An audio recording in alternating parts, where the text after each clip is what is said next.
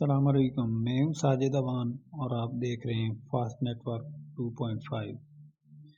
آج ہم بات کریں گے قادیانی مذہب کے بارے میں۔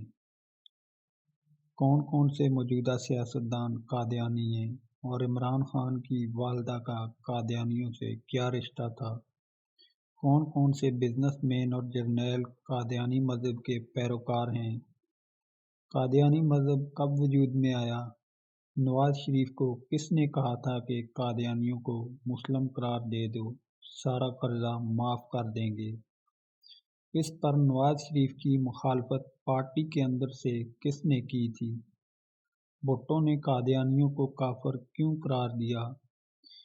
اس سب پر تفصیل سے بات کریں گے، مگر اس سے پہلے اگر آپ نے میرا چینل سبسکرائب نہیں کیا تو میرا چینل سبسکرائب کر لیں اور ساتھ دیا گیا گھنٹی کا بٹن دبا دیں تاکہ میری ہر آنے والی ویڈیو کا نوٹیفیکیشن آپ کو مل سکے۔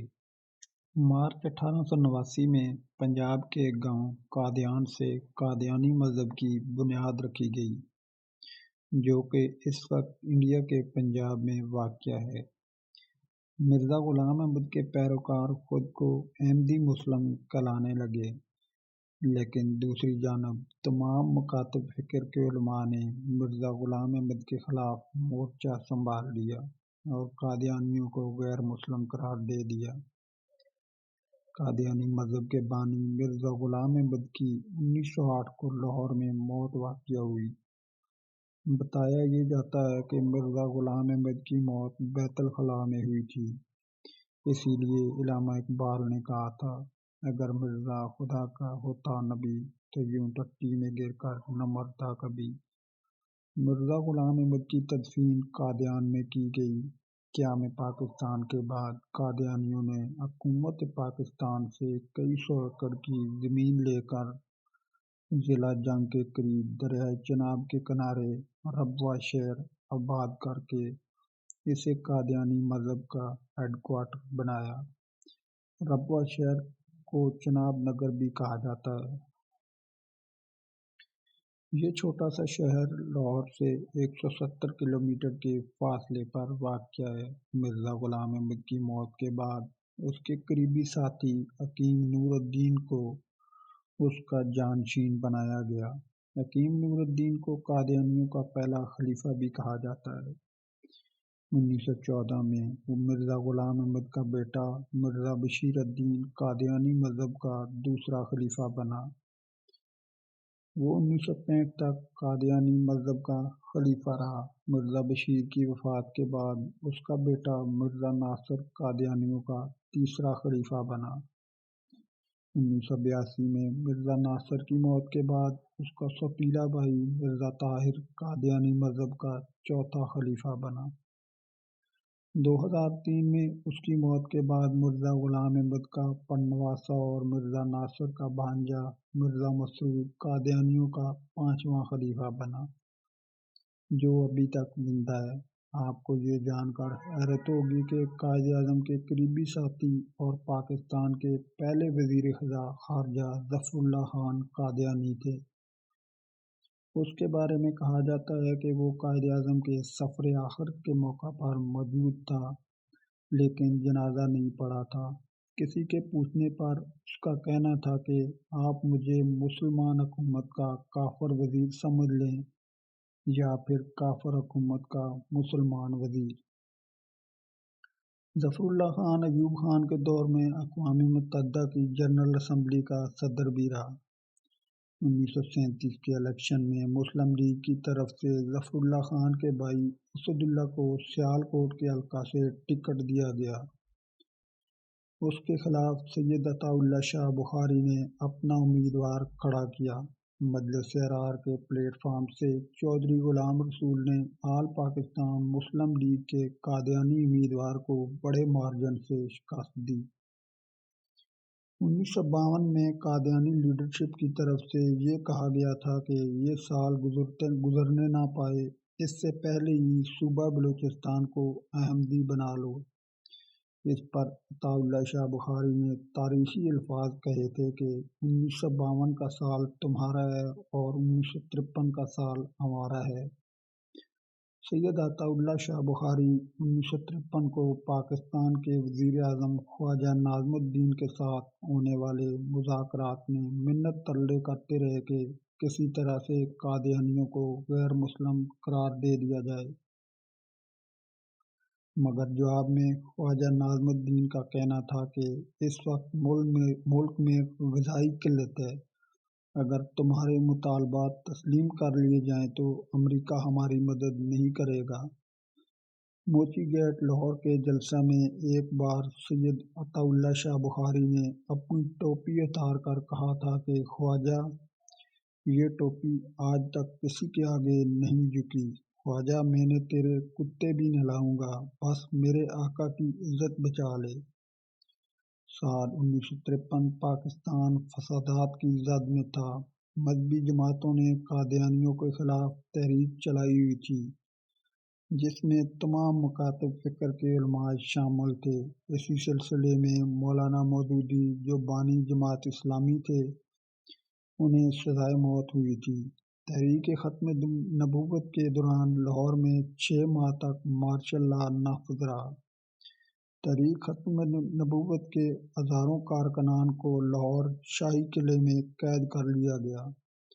اس وقت کے سیکرٹری دفاع اسکندر مرزا کے یہ احکامات تھے کہ مجھے یہ نہ بتایا جائے کہ ہنگامہ ختم کر دیا گیا ہے، بلکہ یہ بتایا جائے کہ کتنی لاشیں گرائی گئی ہیں۔ یاد رہے کہ اسکندر مرزا میر جعفر غدار کا پڑپوتا تھا۔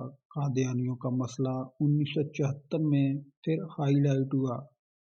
وزیر اعظم ذوالفقار علی بھٹو نے قومی اسمبلی میں کئی روز کی بحث کے بعد 7 ستمبر 1974 کو آئین پاکستان میں قادیانیوں کو غیر مسلم قرار دے دیا۔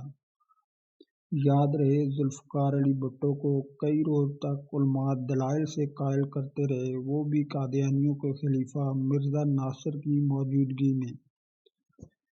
قادیانی مذہب کے ایک بڑے سائنسدان ڈاکٹر عبدالسلام قادیانی تھے۔ 1974 کے بعد انہوں نے پاکستان چھوڑ دیا تھا۔ ڈاکٹر عبدالسلام نوبل انعام یافتہ پاکستانی سائنسدان تھا۔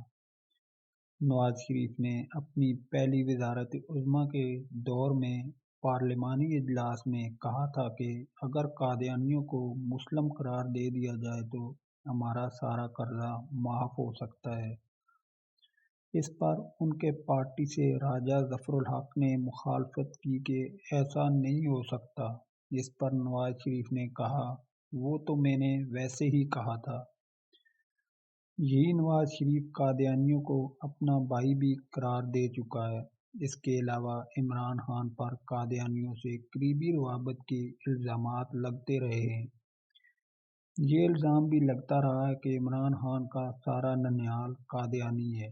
عمران خان کی والدہ شوکت خانم کے بارے میں بھی کہا جاتا رہا ہے کہ وہ قادیانی تھی، مگر جب اس کی وفات ہوئی تو اس کا جنازہ مولانا عبدالستار خان نیازی نے پڑھایا تھا۔ اس سے یہ تاثر بھی رد ہو جاتا ہے۔ عاطف میاں ایک پاکستانی نژاد ماہر معاشیات ہے۔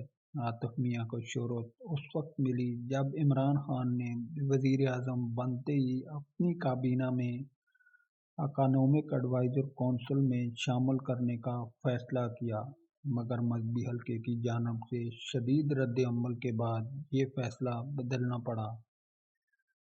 پیپل پارٹی کے قتل ہو جانے والے گورنر سلمان تاثیر کے بارے میں اکثریت کا ماننا ہے کہ وہ قادیانی تھے، کیونکہ ان کی اولاد کے قادیانیوں کے ساتھ آج بھی قریبی تعلقات ہیں، وہ بھی قادیانیوں کی ٹاپ کی لیڈرشپ کے ساتھ۔ سلمان تاثیر کی موت کے بعد کوئی بھی مولوی ان کا جنازہ پڑھانے کو تیار نہ تھا، حتیٰ کہ بادشاہی مسجد کے سرکاری امام مولانا عبدالخبیر آزاد، انہوں نے تو یہاں تک کہہ دیا تھا کہ نوکری چھوڑ دوں گا لیکن اس شخص کا جنازہ نہیں پڑھاؤں گا۔ لندن میں مقیم ایک صحافی نے یہ انکشاف بھی کیا ہے کہ اسرائیلی فوج میں 600 کے قریب قادیانی مرد اور عورتیں بھرتی ہیں، جن میں زیادہ تر کا تعلق پاکستان سے ہے۔ آپ کو شاید میمو گیٹ سکینڈل کے واقعہ یاد ہوگا۔ زرداری دور میں یہ سکینڈل منظر عام پر آیا تھا۔ اس خبر کو لیک کرنے والا شخص منصور اعجاز بھی قادیانی تھے۔ وہ عرب پنتھی شخص ہے اور CIA کے لیے جاسوسی بھی کرتا ہے۔ وہ پاکستان کے جوہری سائنسدان ڈاکٹر مجدد اعجاز کا بیٹا ہے۔ ڈاکٹر مجدد اعجاز ڈاکٹر عبدالسلام کا بھائی تھا۔ 1965 کی جنگ میں اپنی بہادری کے جوہر دکھانے والے اختر حسین ملک بھی قادیانی تھے اور ایئر مارشل ظفر چودھری کا تعلق بھی قادیانی مذہب تھے۔ وہ 1972 تک PIA کے سربراہ بھی رہے۔ ایک عجیب اتفاق ہے کہ پاکستان میں اہم عہدوں پر جو قادیانی تعینات رہے ہیں ان کا ریکارڈ 1974 سے پہلے کا ہے۔